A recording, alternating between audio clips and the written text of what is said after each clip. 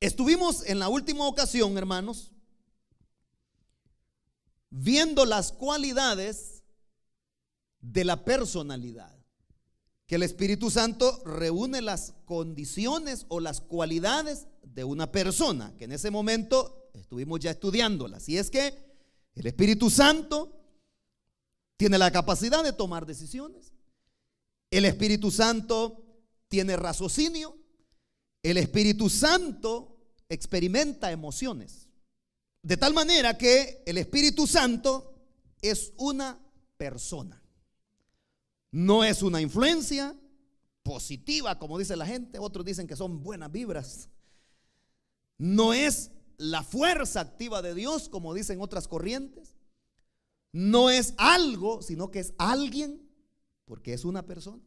Solo queda pendiente el poder comprobar a la luz de la Escritura si el Espíritu Santo, además de ser una persona, también es Dios. Para que el Espíritu Santo sea declarado Dios, tiene que reunir las características que son propias de Dios. El Espíritu Santo es declarado Dios desde el Antiguo Testamento. Fíjense que hay unos pasajes paralelos que vamos a considerarlos, con los cuales vamos a comprobar que aunque en el Antiguo Testamento no se menciona de una manera clara quién fue el que actuó en su momento, en el Nuevo Testamento encontramos claramente que fue el Espíritu Santo el que actuó. Y por ejemplo en Isaías capítulo 6 versículo 9, él dijo: ve y dile a este pueblo, oigan bien, pero no entiendan, miren bien, pero no perciban. La Biblia dice que fue el Señor que le dijo eso. Pero fíjese que ya en el libro de los Hechos de los Apóstoles encontramos cuando Pablo estaba preso en Roma. Dice la Biblia que ahí Pablo estuvo por 2 años en una casa alquilada, en una casa rentada. Y ahí recibía a todos, dice, los que querían oír la enseñanza de Pablo. Y les dice las palabras que están en el versículo, en los versículos 25 y 26 de Hechos 28. Y les dice Pablo: con razón el Espíritu Santo les habló a sus antepasados por medio del profeta Isaías, diciendo: ve a este pueblo y dile, por mucho que oigan, no entenderán, por mucho que vean, no percibirán. Es hasta ahí, hermanos, donde nosotros podemos comprender ahora y darnos cuenta de quien habló al profeta Isaías allá, con más de 700 años de anticipación que Jesucristo naciera. No fue el Padre, no fue el Hijo, sino que fue el Espíritu Santo. En el Nuevo Testamento nosotros también encontramos que el Espíritu Santo es declarado Dios. Y eso lo encontramos en primer lugar en 2 de Corintios 3:17. Y eso es lo que dice el apóstol Pablo, es una porción bastante conocida. Ahora bien, dice, el Señor es el Espíritu, y donde está el Espíritu del Señor, ahí hay libertad. Dice. O sea, ahí podemos decir nosotros, ahora bien, el Espíritu es el Señor. Es igual. Aquí dice, el Señor es el Espíritu. Aquí se le da el título de Señor al Espíritu Santo. El mismo título que se le da al Padre y el mismo título que se le da al Hijo. El Espíritu Santo es el Señor. En otras palabras, como que el apóstol estuviera diciendo, el Espíritu Santo es Dios, pues. Para que el Espíritu Santo sea reconocido o aceptado como Dios, debe reunir las mismas cualidades que tiene Dios. En otras palabras, debe tener los atributos de Dios mismo. Y es que en primer lugar vemos que el Espíritu Santo es omnipresente, está en todas partes, en todo lugar al mismo tiempo, de manera simultánea. Salmos 139, versículos 7 al 10. Estas son palabras de David.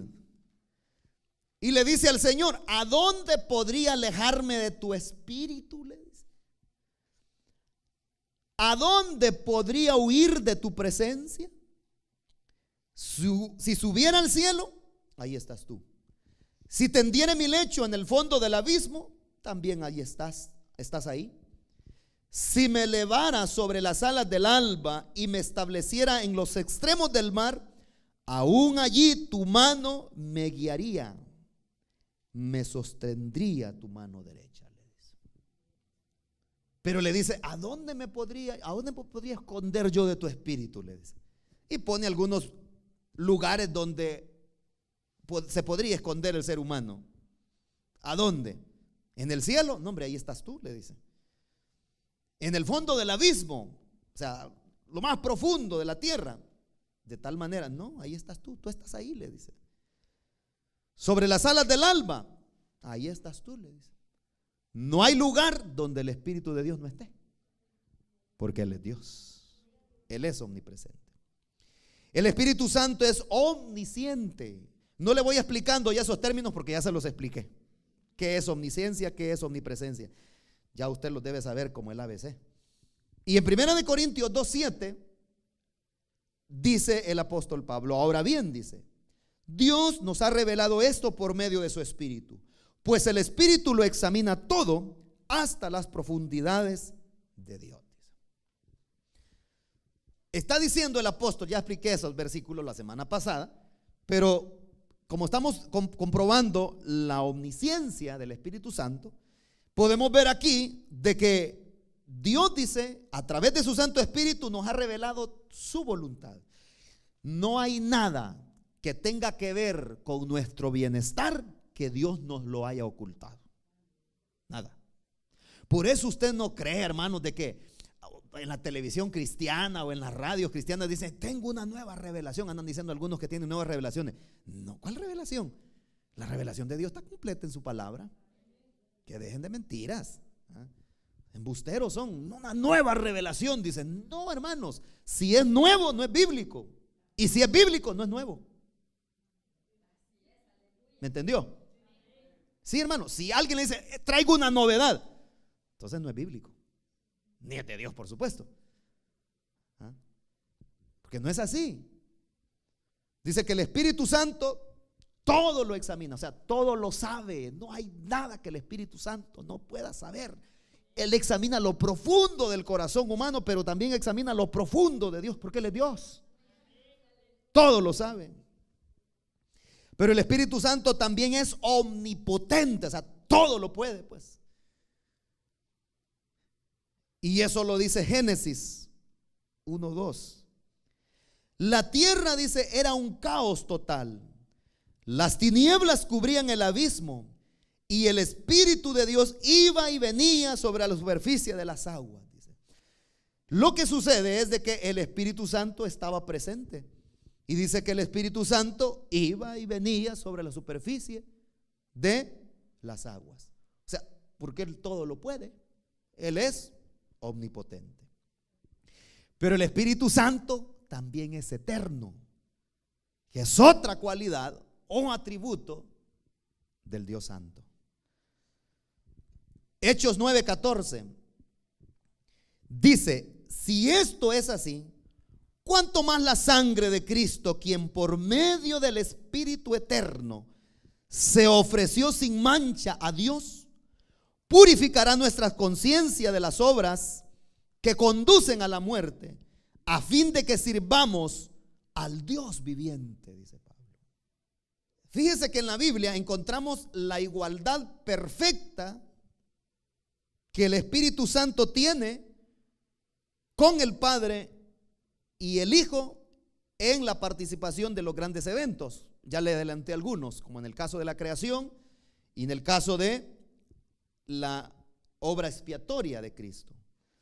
Pero en la creación, por ejemplo, dice ahí en Génesis 1:2 que la tierra era un caos total y las tinieblas cubrían el abismo y el Espíritu de Dios iba y venía sobre la superficie de las aguas.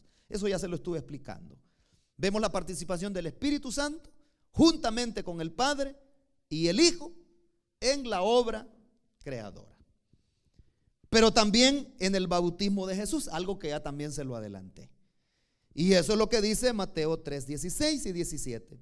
Tan pronto como Jesús fue bautizado, subió del agua, en ese momento se abrió el cielo y él, o sea Jesús, vio al Espíritu de Dios bajar como una paloma y posarse sobre él.